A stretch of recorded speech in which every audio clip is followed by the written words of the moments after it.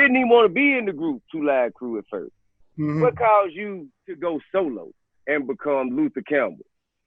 Well, I mean, you know, when I was with the group, I never had a contract with them. To this day, we never had a contract. We were all, it was like, okay, whatever the group decides as a group, we'll do as a group. So when I started the company, you know, now the group is in the company. They, you know, we're putting the records out. They're doing their thing. They're making their money. We're doing tours. I'm discovering other artists, whether it's Poison Clan or MC Shadi or Ace Town or all these different other artists. We just doing the business of it. But we never had a contract. Everybody else did. And so there came a period of time where we were going through something at the company where we had so many samples that I was getting sued from everywhere else. So one thing the guys, you know, one of my lawyers said, the way you get rid of all this shit is you do, you might want to consider doing a Chapter 11, not a 7, because you can't do a 7 because you ain't fucking broke. You do a Chapter 11, put all those lawsuits in one bag, and then you just pay them, and then all the money that you still getting off the records that you selling, that money come to you, and you don't have no bills. I was like, oh hell yeah, that shit. Good. And so at the time, they said, hey, look, you gotta. So now, in order, you might want to do a contract with the Two Live Crew. And so now I had this one guy who was a lawyer in the company, which I kind of suspected him. He was a little shady, which quite a few of the people who worked there were like, you gotta watch that motherfucker right there. He was my lawyer. He ended up, you know, I said, well, get a contract for the Two Live Crew, because if I'm gonna do this shit here, then I'm gonna have to cram this down on all the artists that's on the label, and they with the label. So we ended up talking to him about a contract. You know, long story short, the contract was one-sided toward them, so it was like him negotiating it. So Buddy, at the end of the day, he was trying to steal the group from the company to start his own shit, which he eventually ended up doing.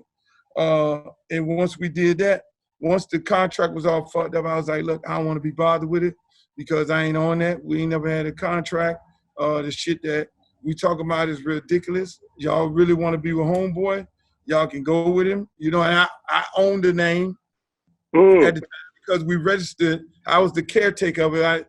We all owned it. But then I say, take the name, and I gave it to Chris. God bless his soul. Y'all go do what the hell y'all got to do with this dude here. And then I eventually ended up going Chapter 11. So in the Chapter 11, everybody could have made a decision who want to still be with Luke and who don't want to be with Luke. So they eventually went with him. And that was it for me as far as being with them.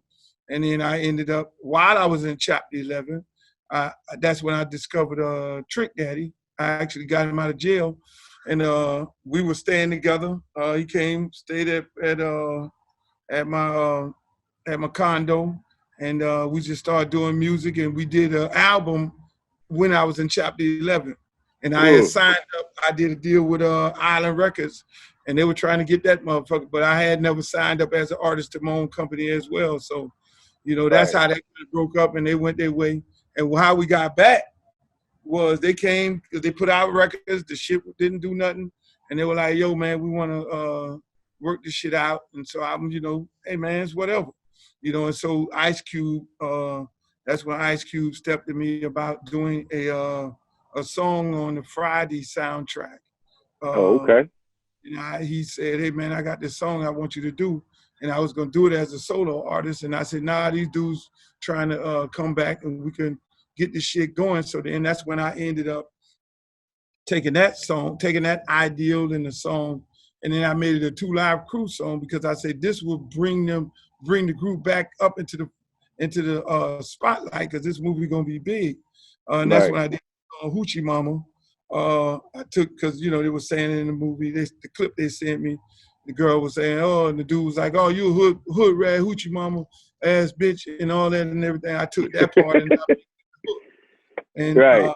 and I put it in. So we tried to go do it again and shit, they got hot and them niggas went south again and I was like, okay, I ain't fuck with y'all no more.